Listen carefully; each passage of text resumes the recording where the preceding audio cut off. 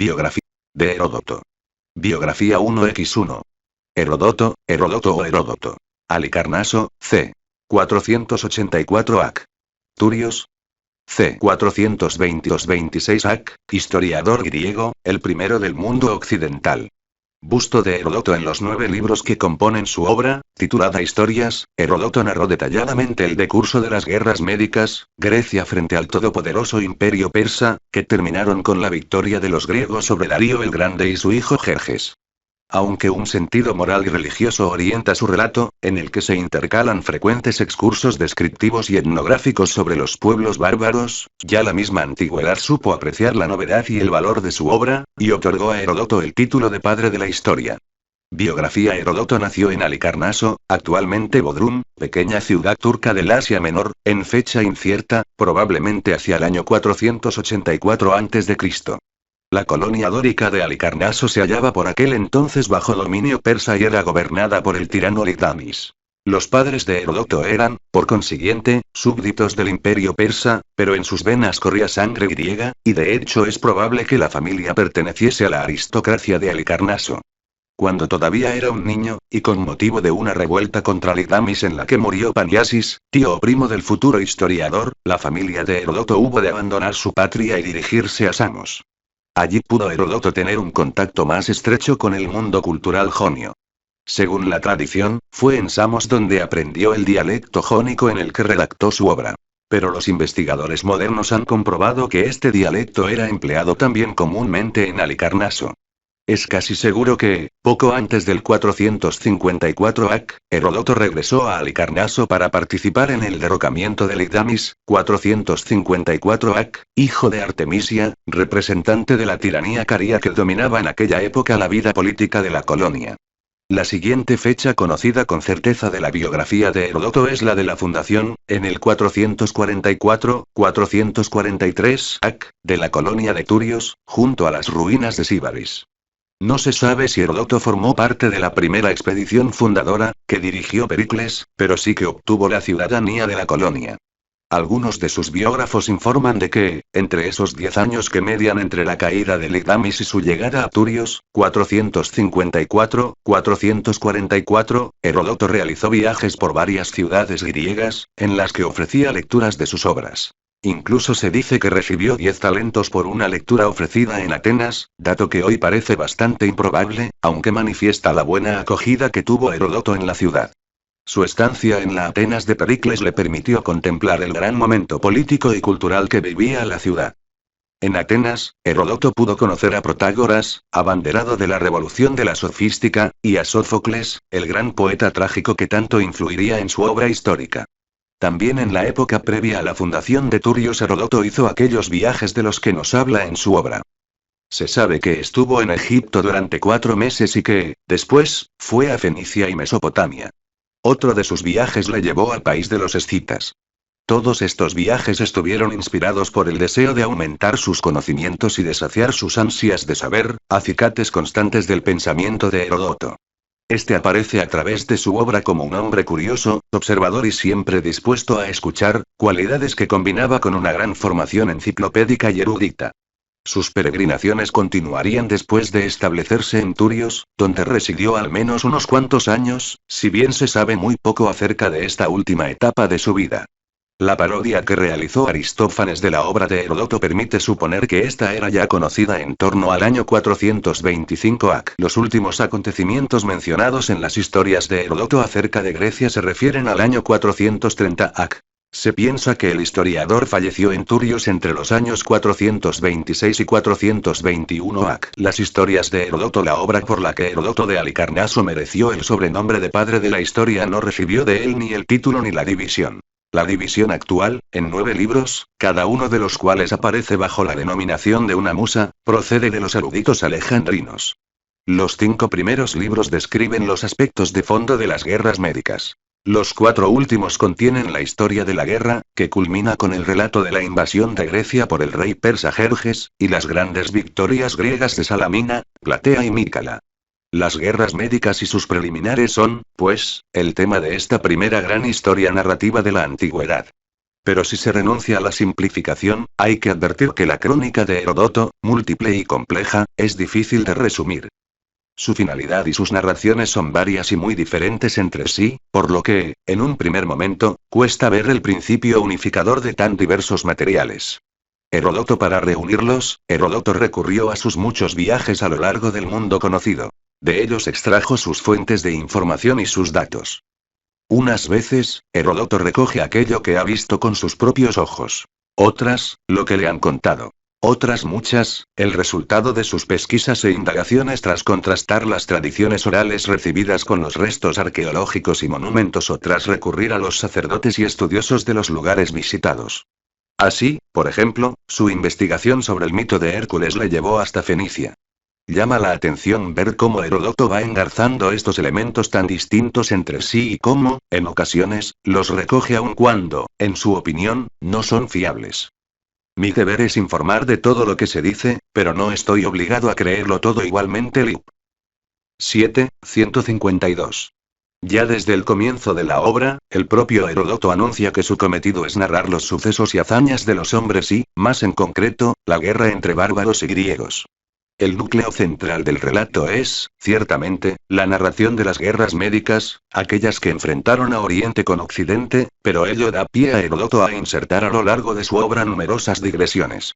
Estas permitían a su público acercarse a esos países extraños y alejados, que estaban relacionados en mayor o menor medida con los persas.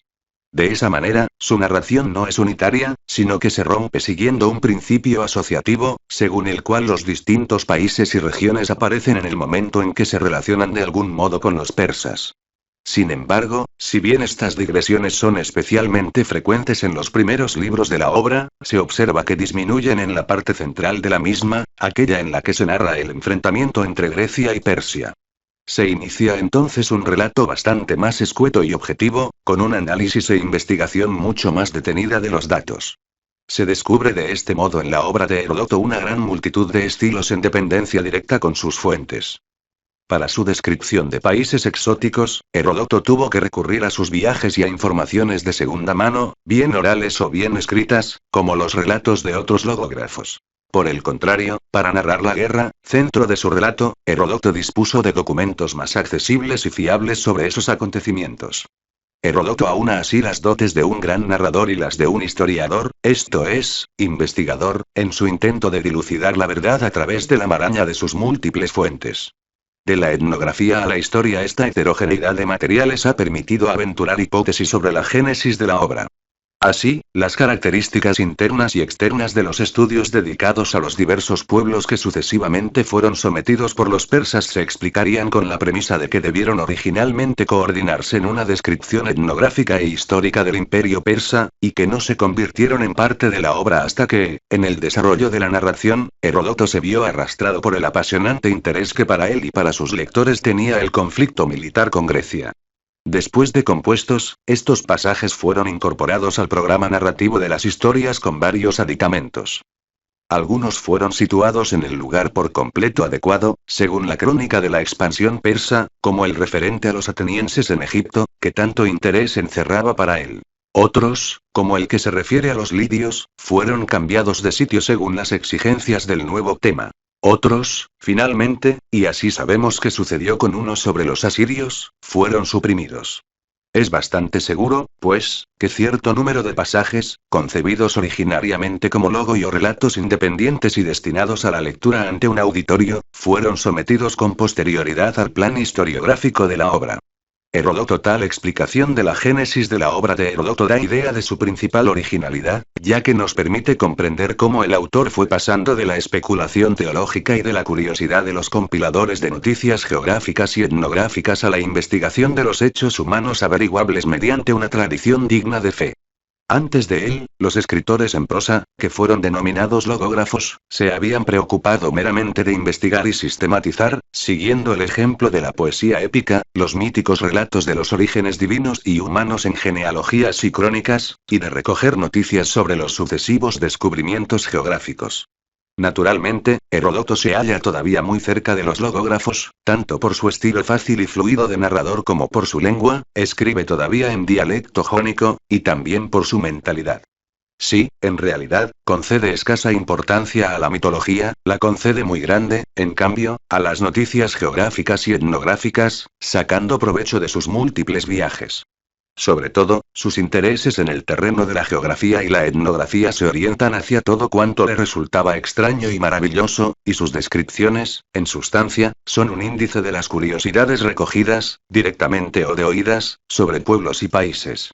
Y como le atrae el detalle concreto y pintoresco, sin sutilizar demasiado sobre la importancia de los hechos referidos o sobre su credibilidad, su obra tiene a veces el encanto de una fábula. A pesar de los rasgos arcaicos de su historia, su método era ya decididamente crítico. Supo relativizar las noticias que le llegaban sobre Egipto o distinguir los acontecimientos de los que él mismo había sido testigo, autopsia, de aquellos que le fueron contados o que había conocido por tradición oral. De hecho, el término historia deriva de un vocablo griego, histro, que designaba al que relata algo que ha visto personalmente, aquello de lo que ha sido testigo.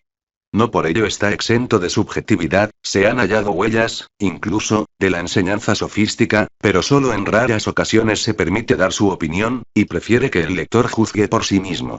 Heródoto comete también errores, y graves, por mera precipitación o por ignorancia. Pero las tentativas repetidamente hechas para demostrar una mala fe han fracasado. Incluso en la historia humana busca lo maravilloso. Los grandes fenómenos políticos, sociales y económicos encierran para él escaso interés.